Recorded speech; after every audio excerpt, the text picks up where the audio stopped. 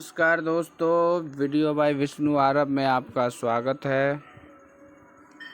जैसा कि हम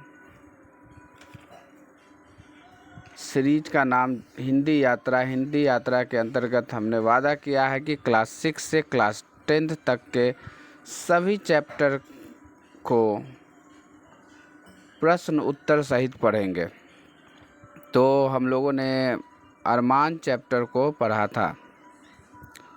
अब हम लोग पढ़ेंगे क्लास 6 के फर्स्ट चैप्टर अरमान के प्रश्न उत्तर को। तो आइए, पहला प्रश्न है, ये देखते हैं।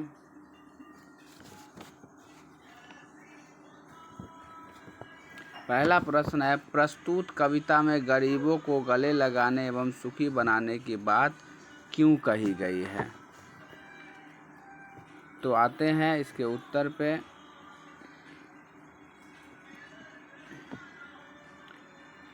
तो इसका उत्तर है, गरीबों और बेसहारा को मदद करने से समाज में समता का भाव फैलेगा, जिससे जो लोग सहायता और सुविधाओं से वंचित है उन लोगों तक ये जो सुविधा है वो पहुंच पाएगी और एक समान समाज की स्थापना के लिए कविता में गरीबों को गले लगाने एवं सुखी बनाने की बात कही गई है। दूसरा प्रश्न है, इस कविता में हारे हुए व्यक्ति के लिए क्या कहा गया है। इस कविता में हारे हुए व्यक्ति के लिए क्या कहा गया है। तो कविता में कहा गया है कि आपको याद होगा कविता में क्या है लाइन, जो लोग हार कर बैठे हैं, उम्मीद मार कर बैठे हैं, हम उनके बुझे दिमागों में फिर से उत्साह जगाएंगे। कविता याद है या भूल गए। तो इस कविता में हारे हुए व्यक्तियों के लिए क्या कहा गया है। तो इसका उत्तर हम लिखेंगे, कविता में हारे गए व्यक्तियों के लिए कहा गया है कि जो लोग हार कर बैठे हैं या उम्मीद मार कर बैठे हैं, जो लोग हार कर बैठे हैं या उम्मीद मार कर बैठे हैं, हम उनके अपने लक्ष्य के प्रति असंवेदनशील हो चुके हैं। ऐसे बेचैन और हताश लोगों के मन में फिर से उत्साह जगाकर उसे ऊर्जावान करेंगे। तीसरा प्रश्न है, कुछ पंक्ति दिया गया है और उस पंक्ति का क्या करना है, भाव स्पष्ट करना है। रोको मत, आगे बढ़ने दो, आज़ादी के दीवाने हैं, हम मातृभूमि की सेवा में अपना सर्वस्व लगाएंगे। प्रस्तुत पंक्ति अरमान शीर्षक कविता से लिया गया है, जिसके कवि राम नरेश त्रिपाठी हैं। उन्होंने कहा है कि आज़ादी के जो दीवाने हैं उसे रोको मत, वो भी इस देश की सेवा या मातृभूमि की सेवा में अपना तन मन और धन सब कुछ न्यौछावर करना चाहते हैं। चौथा प्रश्न है, बूढ़े और पूर्वजों का मान बढ़ाने के लिए हमें क्या करना चाहिए। बूढ़े और पूर्वजों का मान बढ़ाने के लिए हमें क्या करना चाहिए। तो बूढ़े और पूर्वजों का मान बढ़ाने के लिए हमें कर्तव्यपरायण, सत्यनिष्ठ तथा लगन के पक्के बनना चाहिए। हमें अपने पूर्वजों की अच्छी बातों का अनुकरण करना चाहिए ताकि उनके मान सम्मान में वृद्धि हो सके। अगला प्रश्न है, देखते हैं हम।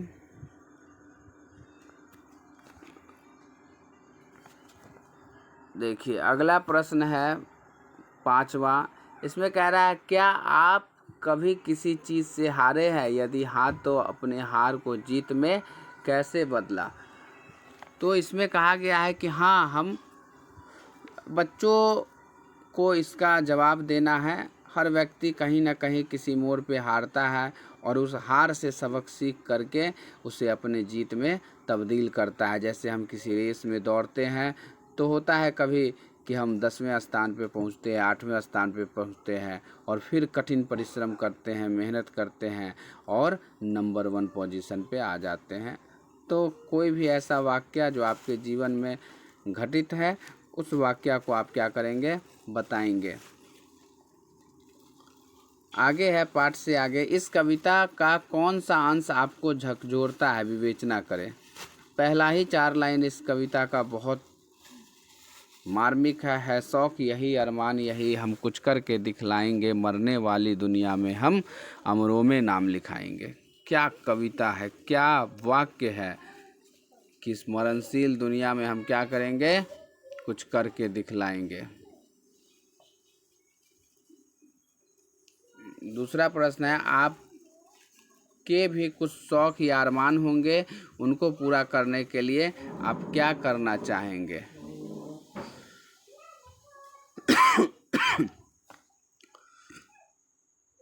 तो हर व्यक्ति का शौक होता है, अरमान होता है कि पढ़ लिख कर हम आगे बढ़े, इस सभ्य समाज में रहने लायक बन सके, और उसके लिए क्या करना चाहते हैं वो लिखना है। अगला है, जन्मभूमि या मातृभूमि के प्रति कैसा लगाव होना चाहिए। तो जन्मभूमि या मातृभूमि के प्रति वैसा लगाव होना चाहिए जिसमें कहा गया है कि अगर समय आए, समय पड़े तो इस मातृभूमि या जन्मभूमि पर जान भी न्यौछावर करना पड़े तो हम पीछे नहीं हटेंगे। यदि आप चाहते हैं कि देश आप पर अभिमान करे तो इसके लिए आपको क्या करना पड़ेगा। बच्चों, जब हम बड़े होंगे तो हम पढ़ेंगे कि हमें कुछ मूल कर्तव्य दिया गया है। तो जब हम उस मूल कर्तव्य का पालन करेंगे, जो हमारे 11 मूल कर्तव्य है, तो हम स्वयं, हमारा देश हम पर क्या करेगा, अभिमान करेगा। अब कुछ व्याकरण के प्रश्न है, रोको। अब कुछ प्रश्न व्याकरण के हैं, रोको मत जाने दो, और दूसरा लाइन रोको मत के बाद कॉमा दिया हुआ है, जाने दो। यहाँ इस कॉमा से इस वाक्य के अर्थ में क्या परिवर्तन हो रहा है, इसको जानने का प्रयास करना है। रोको कॉमा मत जाने दो, मतलब रोक लो, उसे जाने नहीं दो।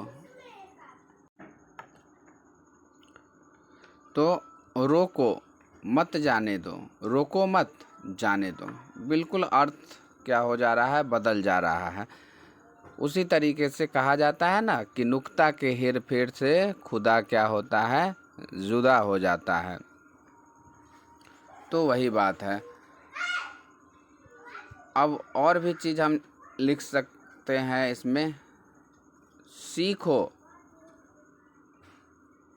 मत छोड़ दो, सीखो मत छोड़ दो। तो इस तरीके से अगला पेज है यहाँ, इसमें कहा गया है कि अर प्लस मान अरमान, इस उदाहरण के आधार पर मान लगाकर नए शब्द बनाना है। तो हम पढ़ते हैं उपसर्ग और प्रत्यय, उपसर्ग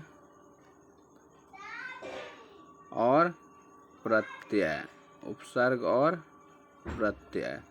तो उपसर्ग और प्रत्यय क्या है, जो वाक्य के पहले आकर जो शब्द के पहले आकर उसके अर्थ में परिवर्तन ला दे, उसके अर्थ को परिवर्तित कर दे, उसे हम उपसर्ग कहते हैं। और जो शब्द के अंतिम में जुड़कर उसके अर्थ को परिवर्तित कर दे, उसे हम प्रत्यय कहते हैं।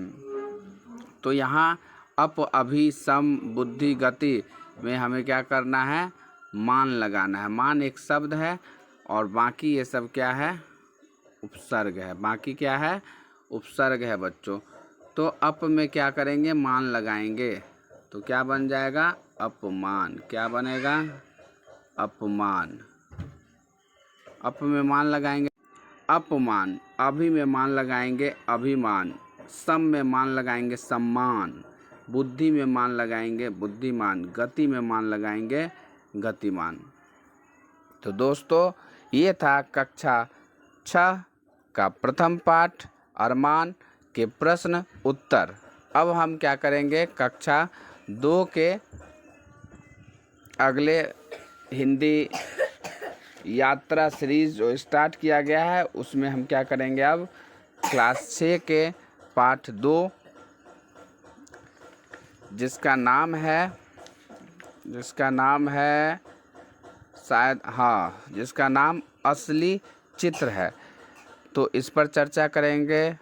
तो ये वीडियो कक्षा 6 से कक्षा 10 तक के बच्चों तक पहुंचनी चाहिए। आप सभी लोगों से निवेदन है, वीडियो बाय विष्णु आरव को ज़्यादा से ज़्यादा शेयर करें ताकि उन बच्चों तक ये पहुंच पाए जिसे क्या हो, इस वीडियो का लाभ हो सके। और इसमें जो मैंने वादा किया है उस वादा को पूरा करूंगा। कक्षा 6 से कक्षा 10 तक के बच्चों को पूरी हिंदी पढ़ाऊंगा और उसके बाद जैसे जैसे आपका डिमांड आएगा, आप कहोगे, तो लाइव क्लास भी शुरू करूंगा और उसमें व्याकरण को भी पढ़ाया जाएगा। पहले आप ज़्यादा से ज़्यादा इसको शेयर करो, लाइक करो और सब्सक्राइब करो। धन्यवाद।